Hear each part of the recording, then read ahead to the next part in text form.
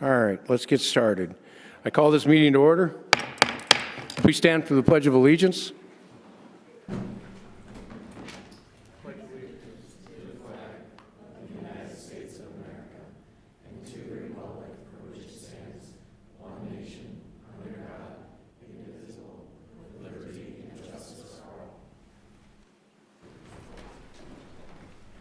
Thank you all for attending. I see that we have an extra large group of people in our seating. Welcome. I think it's state and local government class, correct, Lisa? Yeah. All right.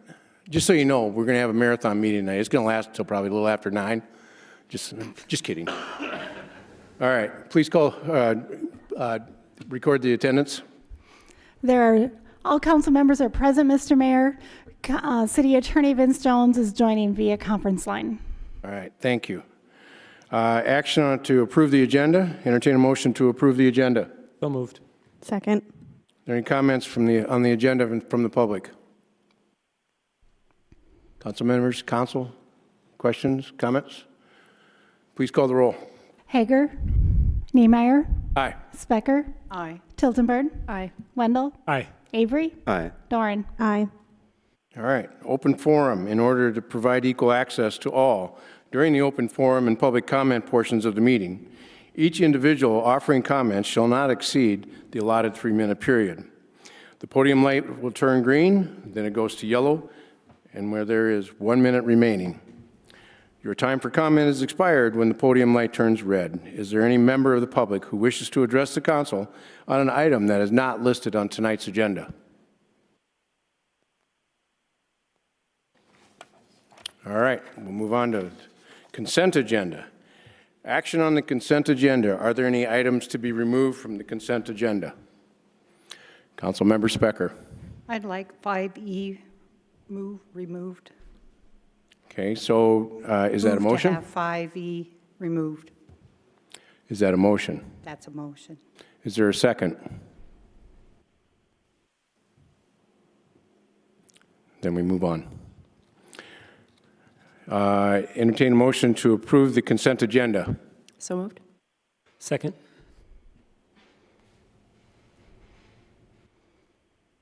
Is there any comment from the public?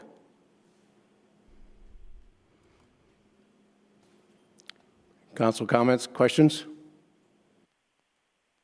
Please call the roll. Specker, No. Tiltonburn, Aye. Wendell, Aye. Avery, Aye. Doran, Aye. Hager, Aye. Niemeyer. Aye. All right. Presentations, reports. Ex officio report from municipal utilities. Yep, the BMU board met on Friday, April 17th. A few of the highlights include destruction or sale of surplus property being approved along with various bids. There were rental agreements for land above the wellheads that were approved for hay production. WAPA, or the Western Area Power Administration, has updated its renewable energy certificate program, and contracts were approved to allow for the resale of credits generated from hydroelectric power. BMU is planning to sell its credits to MRES at market rates. Future development practices were discussed with city representatives. The electric department replaced the fire alarm system within the BMU main offices.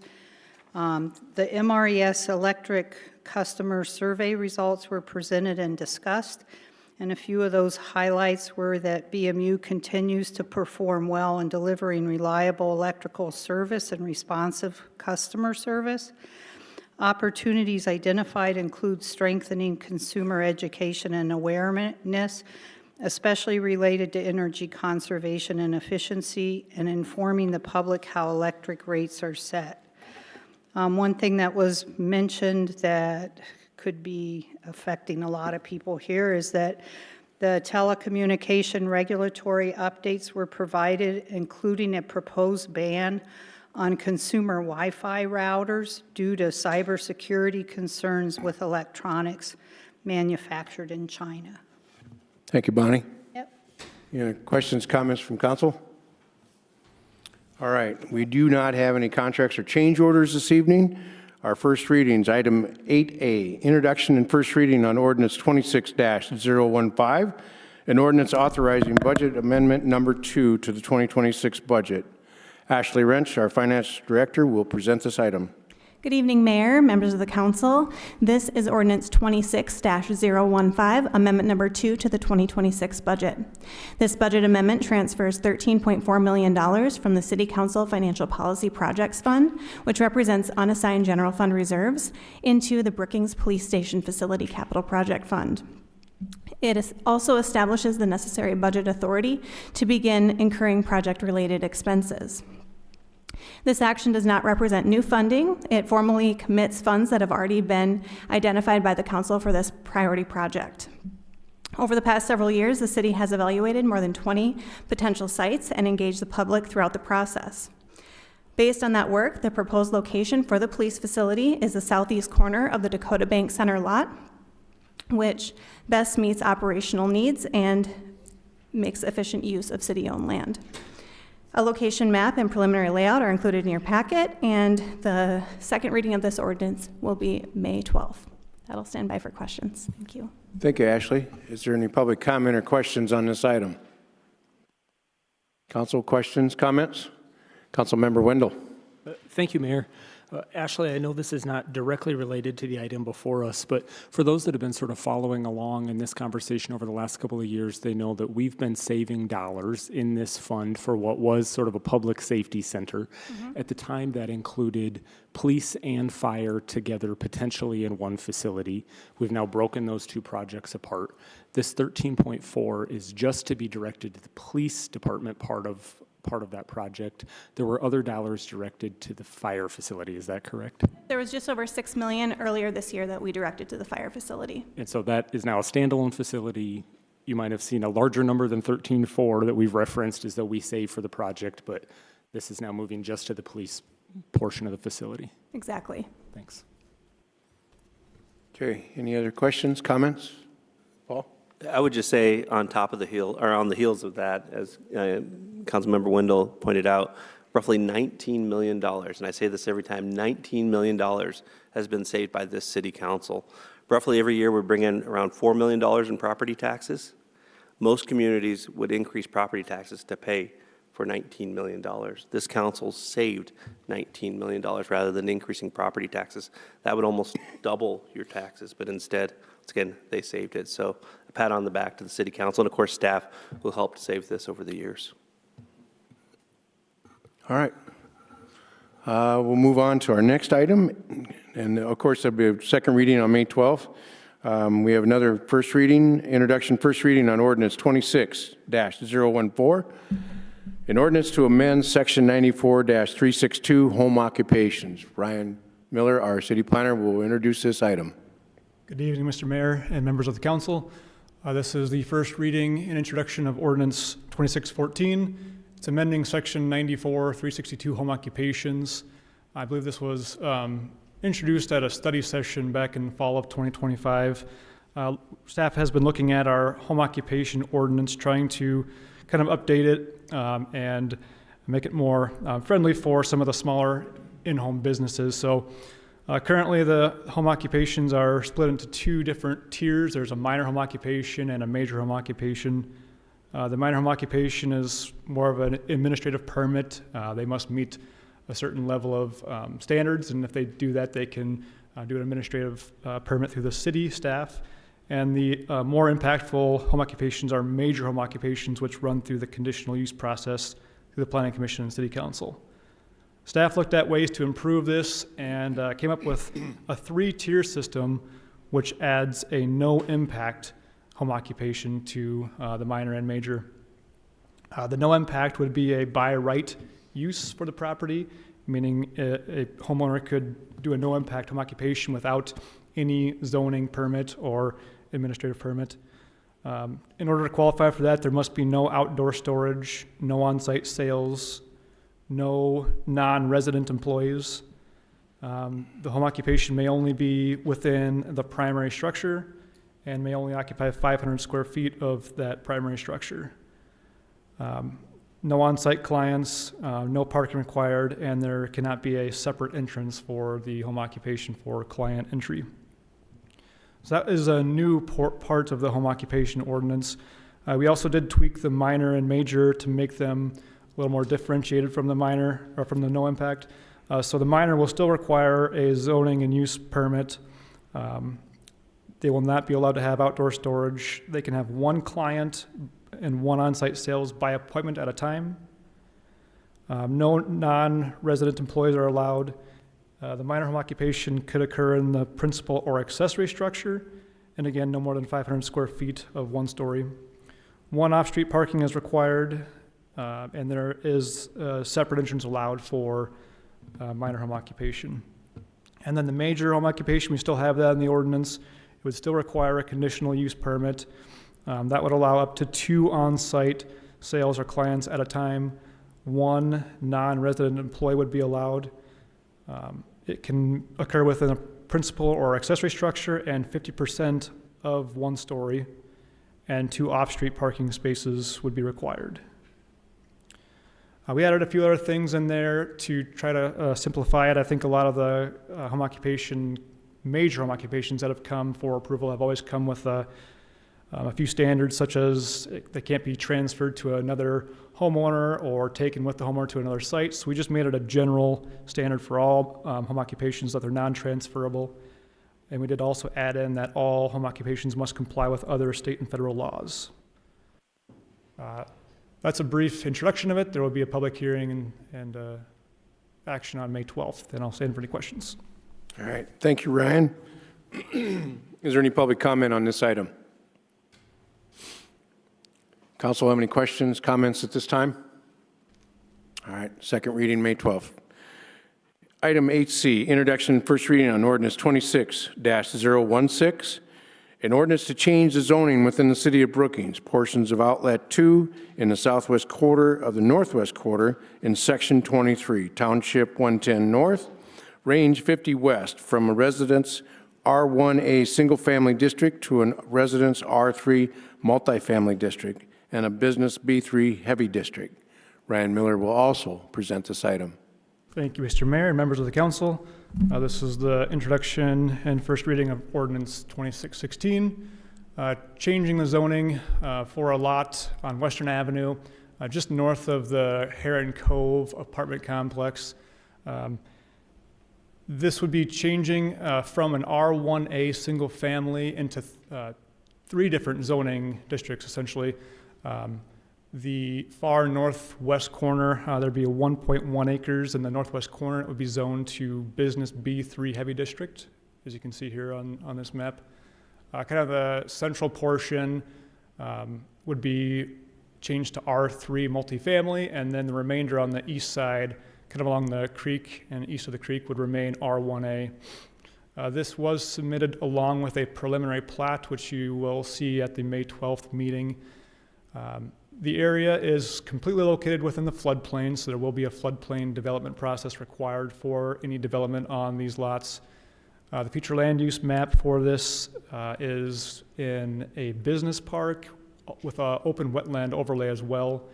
The business park would support kind of a mix of business, office, and multifamily residential to support a business park environment. And then obviously the open space floodplain is on there to tie in with our floodplain map. That's the introduction. This will have a second reading and public hearing on May 12th. I'll stand for any questions. Thank you, Ryan. Is there any public comment on this item? Council, any questions, comments? Councilmember Specker. Yeah, Ryan, the council changed, the building requirements in floodplains with that 2-foot elevation.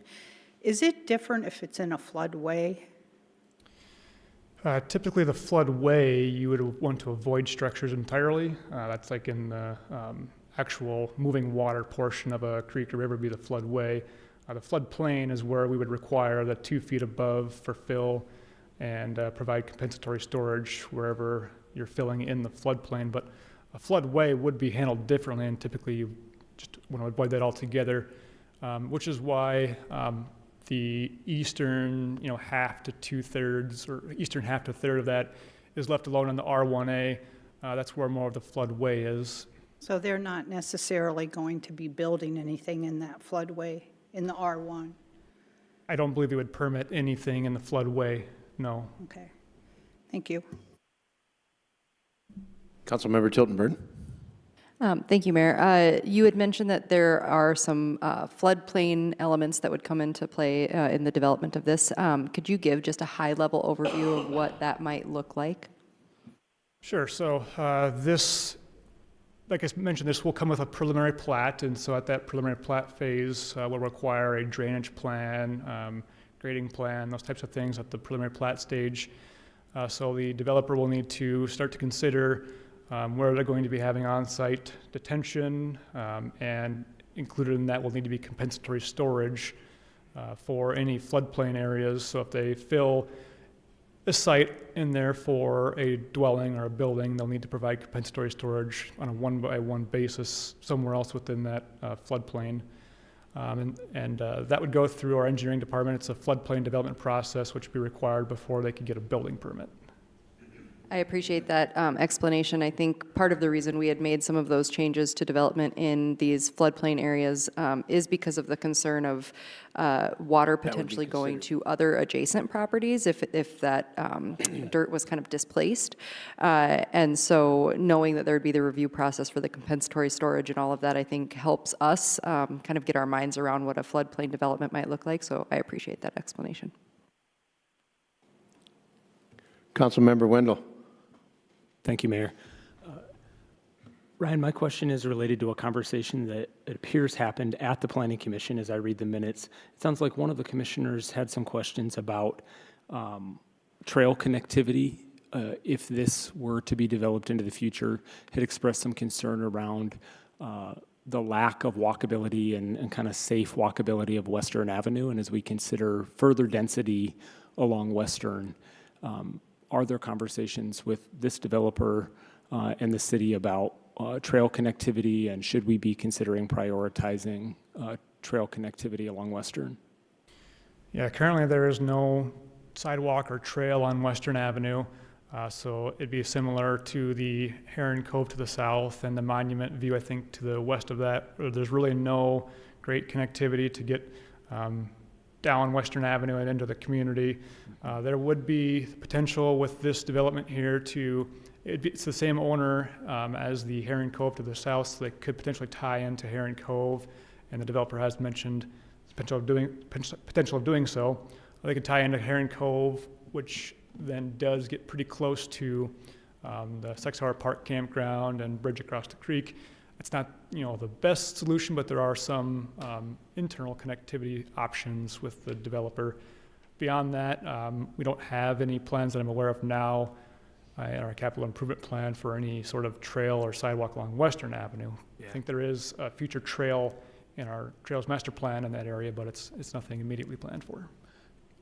Thank you for that. I know that it's not currently a priority in our CIP. I just think as we consider additional density along Western, that some of the solutions you may have discussed, conversations that are maybe already happening with the developer there, I'd be curious to know if we should continue to consider that and maybe bump that up on our priority list as we consider additional density in that corner of the community. And that's what the Planning Commission member also mentioned. Maybe it's a time to bump up the priority. That was her thought as well. Yeah. Thank you. Councilmember Duren. Councilmember Wendell answered All or right. asked my question, so I'm good. Thank you. Councilmember Hager or Avery, do you have comments, questions? All right. Thank you, Ryan. And we'll move on to item 8D, introduction and first reading of City of Brookings Ordinance 26-013, Brookings County Commission Ordinance 2026-02, an ordinance amending Chapter 94, Appendix A, joint zoning ordinance for Brookings County and the City of Brookings. Ryan will present this item also. Thank you, Mr. Mayor and members of the council. This one's pretty simple. This is the introduction and first reading of Ordinance 2613, amending the joint jurisdiction ordinance. The county zoning staff proposed a change in the notification requirements in the joint jurisdiction ordinance to go from a minimum of 14 days to a minimum of 10 days. They changed it from 10 to 14 days a few years ago when the joint jurisdiction ordinance was updated. And then with the changes that have happened since then, with publication deadlines, county staff proposed that we go back to the minimum 10-day requirement, which does match state law, county zoning ordinance, city zoning ordinance. And they do still plan to likely notice at 14 days, and doing that allows you an extra publication date. If something gets missed or there's an error, we still have one extra publication date on that 10th day to get it in on the agenda. All right, thanks, Ryan. Any comments from the public on this item? Council questions, comments? Councilmember Hager?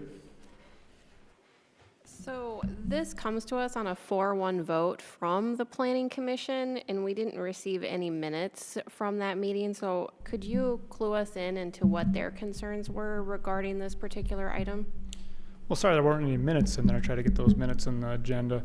I didn't hear any discussion at the meeting regarding it necessarily, but my thought is anytime you see a case where you're reducing the number of days that a notice is required, it can be seen as maybe not the best for public notification and public knowledge.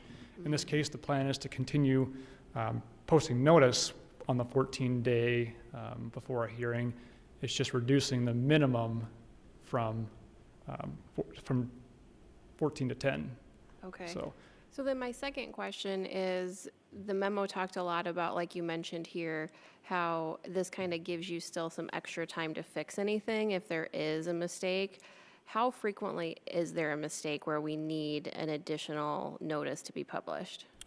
I mean, on my end of it, from the city side, we'll have a handful of times, maybe 2 or 3 times a year where there's a typo in the publication, or one of the attachments in the email to the paper didn't get caught or added. So it happens, 2 or 3 times a year on my end, at least I notice it. Okay, thank you. Councilmember Duran?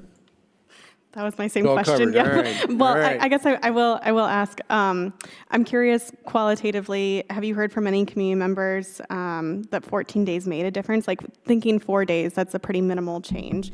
So I'm just wondering if you've heard from community members that they appreciated that extra time, or if you have any data to go off of it. I haven't heard anything. I typically look at it as you don't want to be too late before the meeting to provide notice, but you also don't want to be too early to provide notice, and then somebody may forget. If we do it 3 weeks out, even 2 weeks out, you're getting to a point where you might see it on the paper and think, oh, that's 2 weeks out and I'd love to go, but then they forget about it. So you don't want to be too early, you don't want to be too late. So it's a good happy area, 14 days. Sure. Okay. Thank you. Councilmember Avery?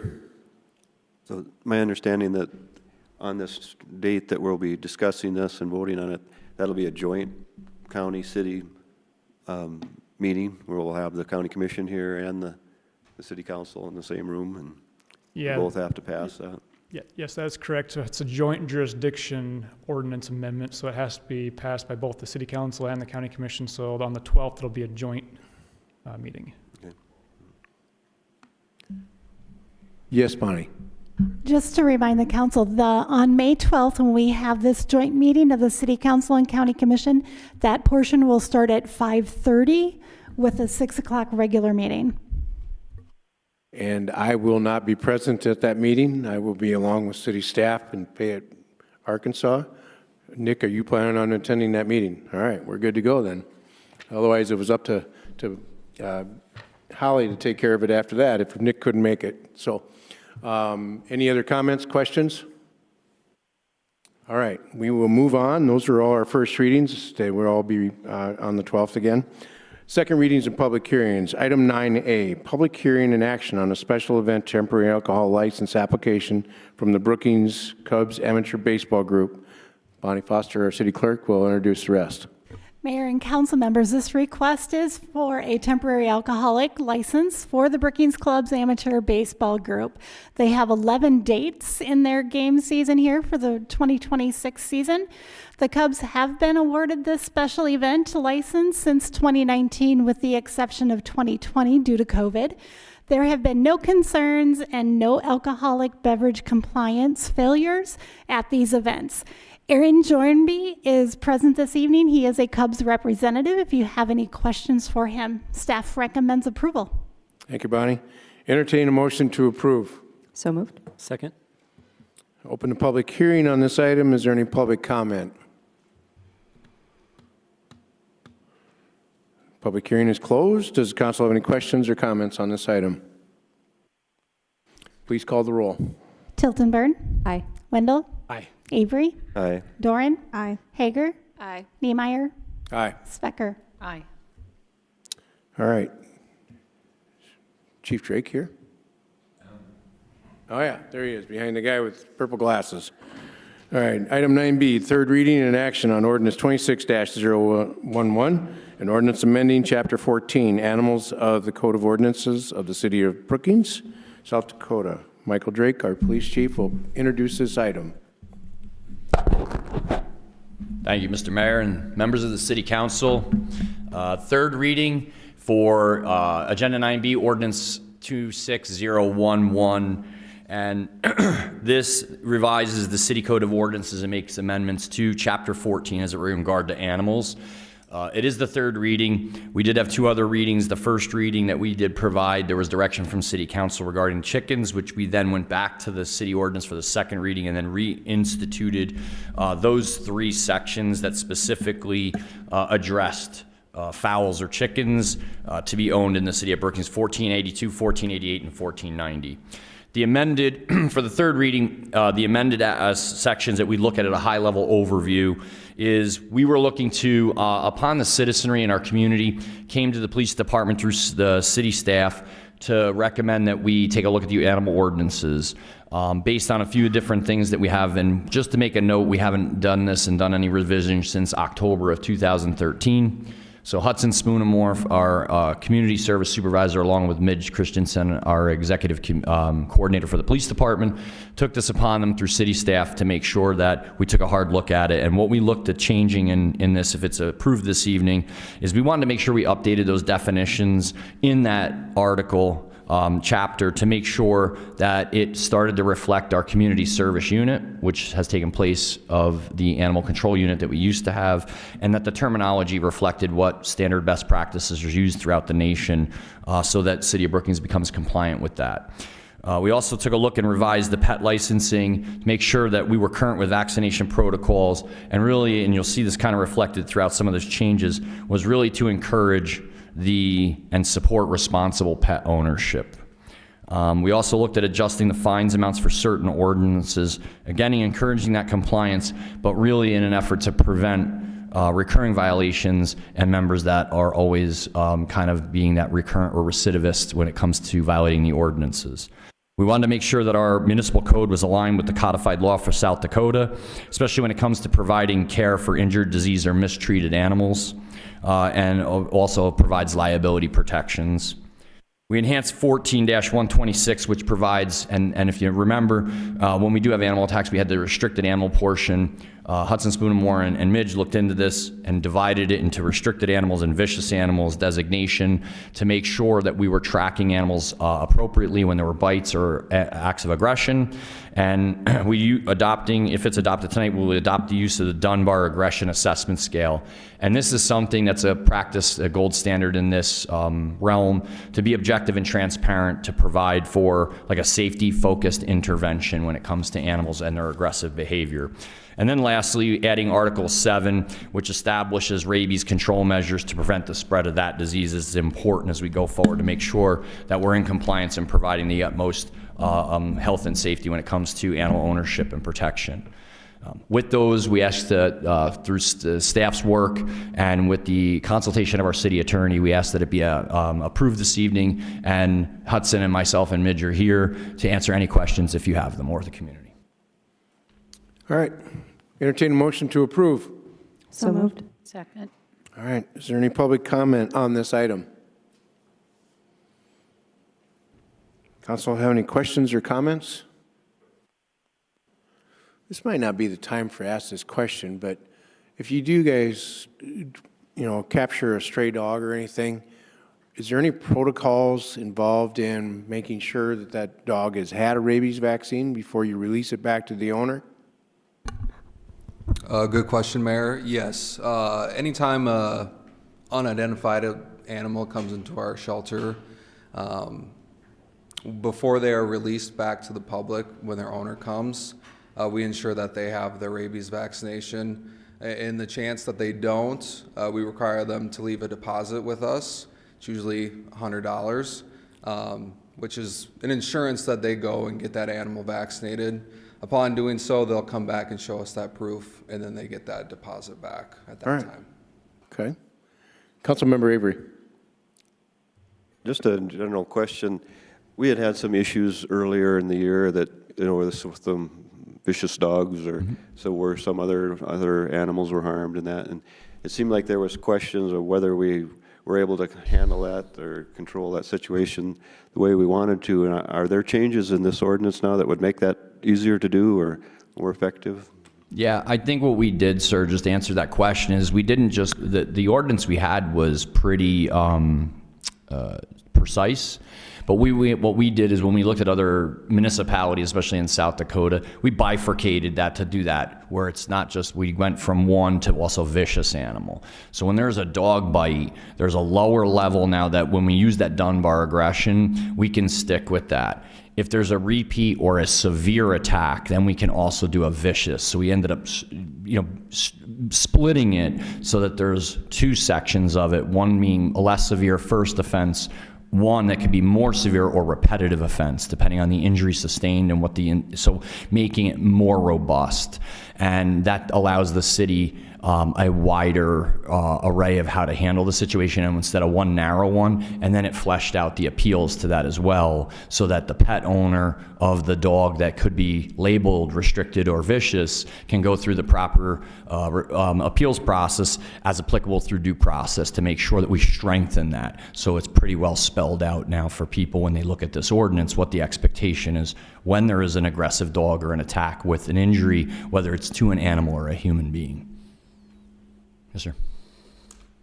Any other questions, comments from council? Please call the roll. Wendell? Aye. Avery? Aye. Doran? Aye. Hager? Aye. Niemeyer? Aye. Specker? Aye. Tildenburn? Aye. All right, move on to item 10.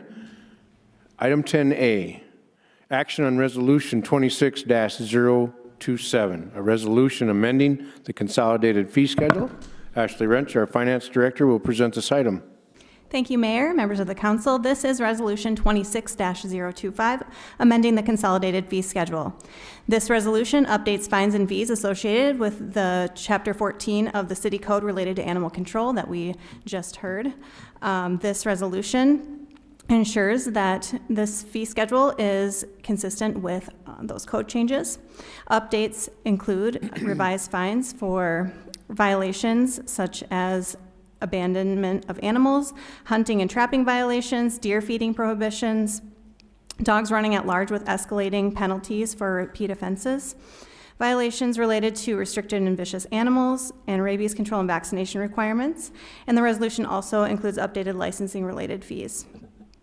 These changes are intended to promote responsible pet ownership, improve compliance, and support cost recovery for enforcement activities. Staff recommends approval of this resolution as presented, and I'll stand by for questions. Thank you. Thank you, Ashley. Entertain a motion to approve. So moved. Second.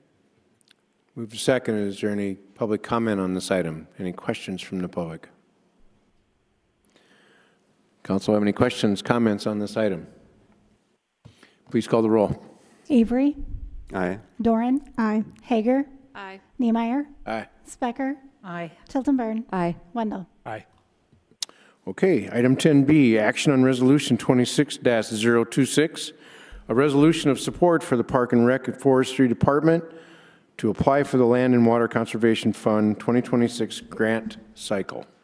Kristen Zimmerman, our Park and Rec and Forestry Department Director, will present this item. Good evening, Mayor and Council. Resolution 26-026 supports our application for the Land and Water Conservation Fund for the Lions Park Playground Replacement Project that is set to occur in our fiscal year 2027. The project will replace the existing playground structure with a new lion-themed, highly accessible play area designed to complement our existing Truman's Den, which was added to the park about 3 years ago, right when I first started. Enhance the overall park experience. Throughout the process, we'll engage community stakeholders throughout the design process to ensure the space reflects local needs and exceeds ADA standards where feasible. The project supports one of our pillars as safe and connected communities while also enhancing the quality of life for our residents.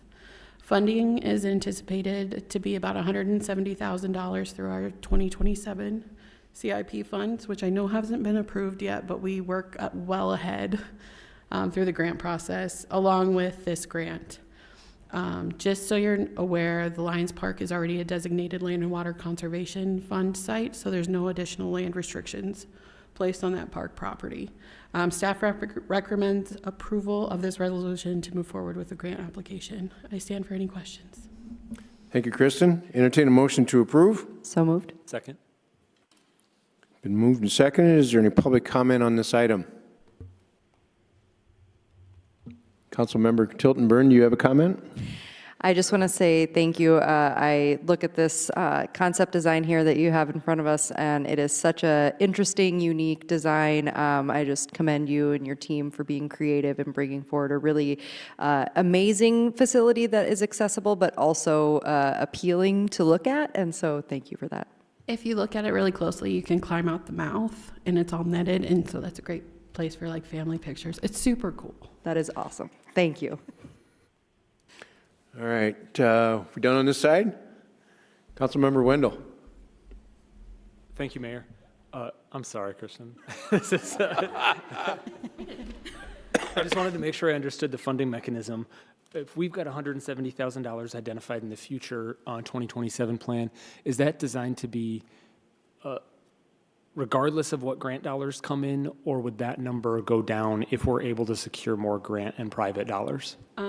That would be with this grant, we could get something like this. Okay, so the 170 we're kind of in on for sure, and then the Yep. grant dollars and private donations would help us get to this place. Yep. Okay, thank you.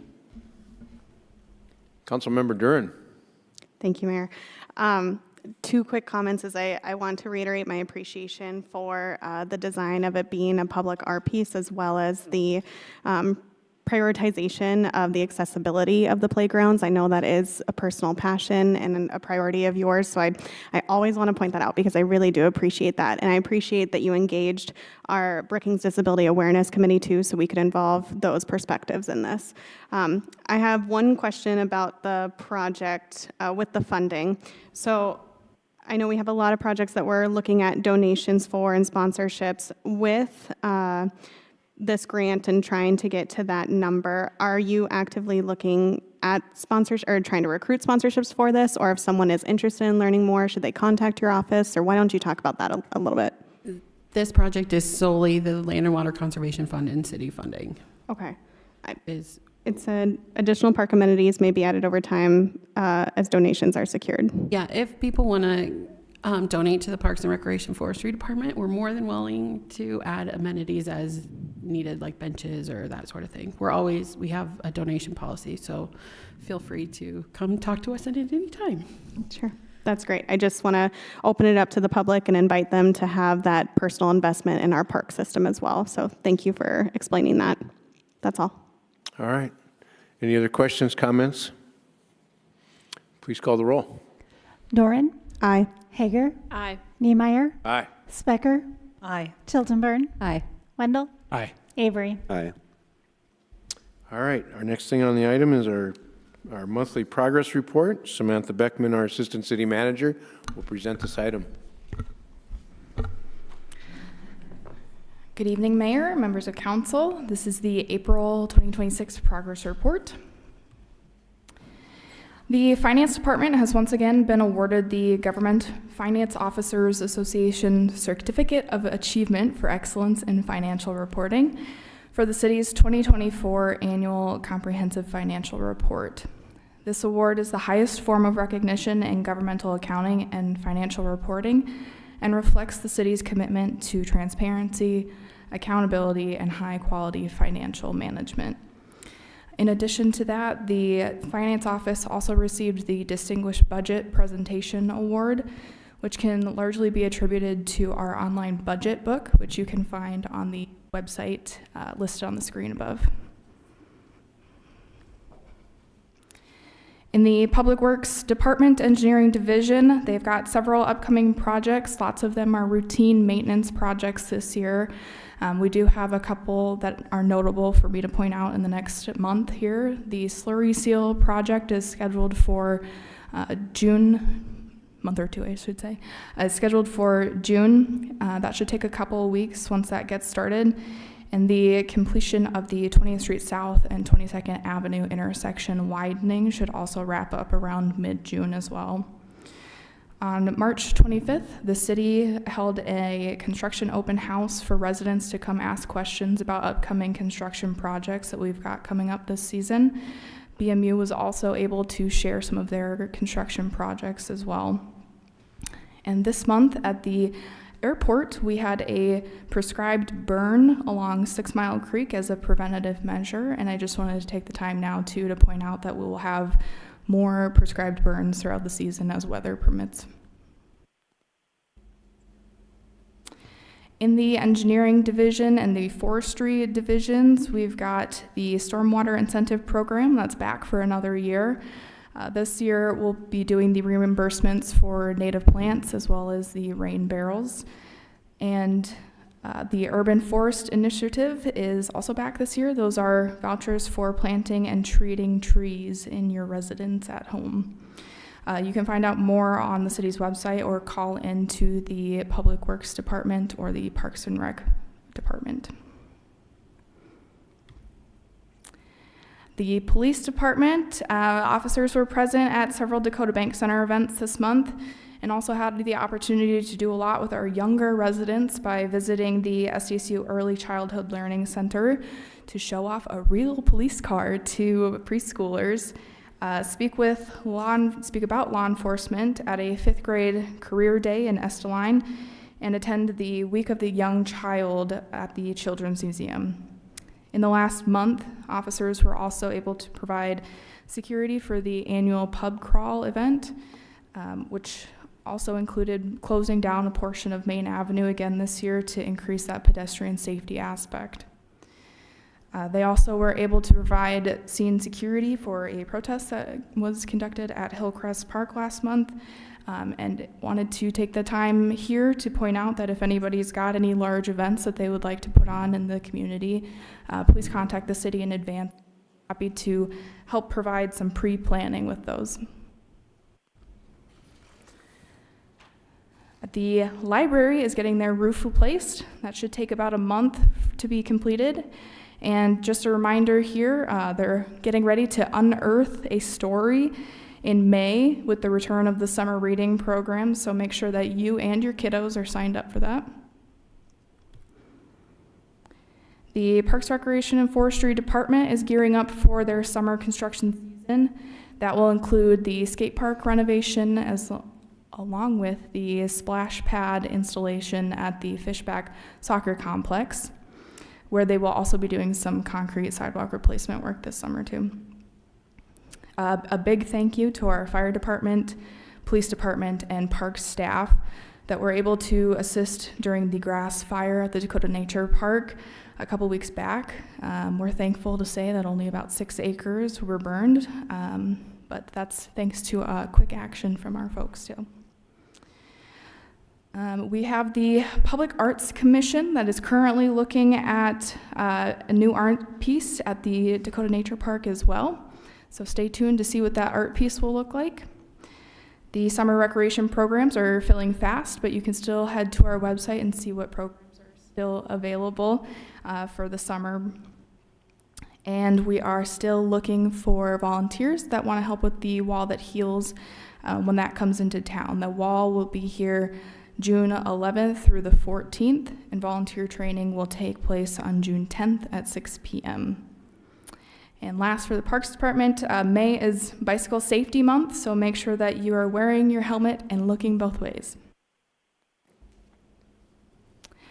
The Solid Waste Division of the Public Works Department, we wanted to take some time here to say thank you to all of our staff that were able to participate in the spring bulky item pickup. We had collected just over 500,000 pounds of solid waste curbside, but we also have more than just the curbside that we do. So a grand total of 688,940 pounds, or just under 345 tons of solid waste were collected. In addition to that, that week was the first week that the e-waste program was free at the landfill, and that collected just over 20,000 pounds of waste as well. So again, taking some time to say a huge thank you to all of our staff that were involved in that. It takes several departments, several staff all week.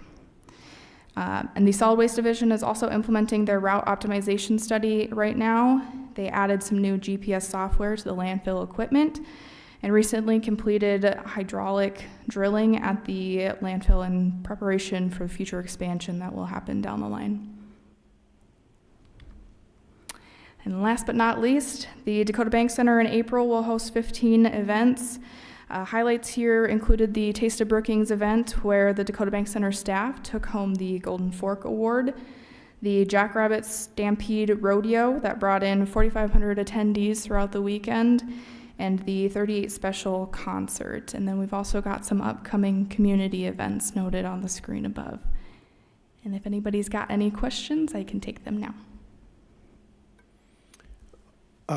Maybe a question for Kristen. You're still looking for volunteers for the wall that heals. What are some of the responsibilities and things that the volunteers may need to do? What we're needing right now is a lot of the overnight hours. So in the evening, well, throughout the time that the wall is healed, is here, it's open 24 hours a day so that anybody is able to go whenever, but it's also staffed 24 hours a day through volunteers, just to make sure that when people attend or come to visit us, that they are getting the support, finding people's names on the walls and looking in the directory. It's actually really kind of cool, and they nerd out a little bit, but it'll be a lot of fun, and it'll be a good group of people. And you can sign up by calling our office, or if you just put in the Wall That Heals Brookings, it takes you right to our website, and all the information is right there. Thank you, Kristen. Any other questions, comments? Councilmember Duran? Thank you. Before you leave, another thing.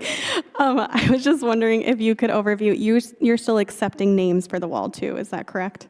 Yeah, so with the Vietnam Veterans Memorial Fund, they recognize that a lot of our people in our community and throughout the country that served in Vietnam have come back and have since passed.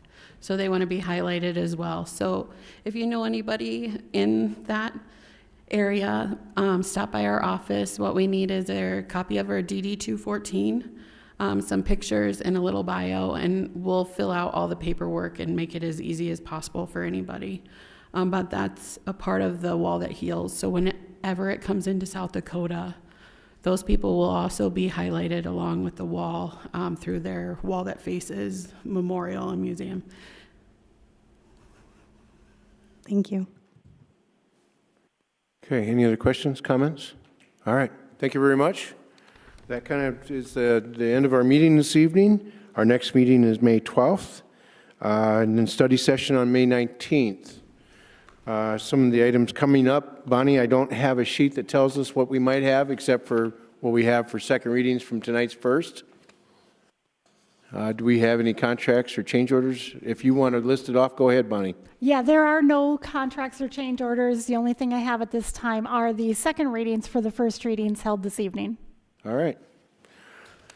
Okay, and then the items that we have on the 19th for that, what is that, Bonnie? The study session on May 19th at this time is a upstander bystander training. Okay. Is there any other items that the council would like to bring before for consideration? All right. That being said, entertain a motion to adjourn. So moved. Second. All those in favor say aye. Aye. Aye. Meeting adjourned.